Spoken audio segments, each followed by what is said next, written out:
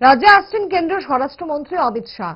হিন্দি ভাষী সম্মেলনে যোগ দিতেই তার রাজ্য সফর। ভিলেজ কাউন্সিল নির্বাচন নিয়েও প্রতিক্রিয়া ব্যক্ত করেছেন মুখ্যমন্ত্রী ডক্টর মানিক সাহা। মুখ্যমন্ত্রীর কি বক্তব্য ছিল এই দুটি বিষয় নিয়ে দেখুন।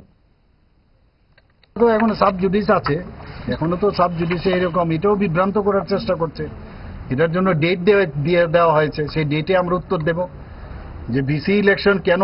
ওরা জানে যে বিসি ইলেকশন কেন সম্ভব হয়নি। আমাদের তরফ থেকে তো অসুবিধা ছিল না, আমি তো ক্লিয়ার করে দিয়েছি তাদের কারণেই বিসি হয়নি।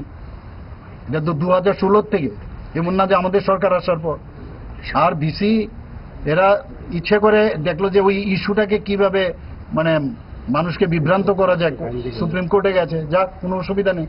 কিন্তু আমরা আমাদের কথা বলেছি যে বিসি ওনাদের জন্যই বিভিন্ন সময়ে ওই বিভিন্ন কথা বলছে এবং আলটিমেটলি আপনার দেখি যে 123টা যে ওনারা বিসি বাড়িয়েছে সেটাকে আবার উইথড্র করলো।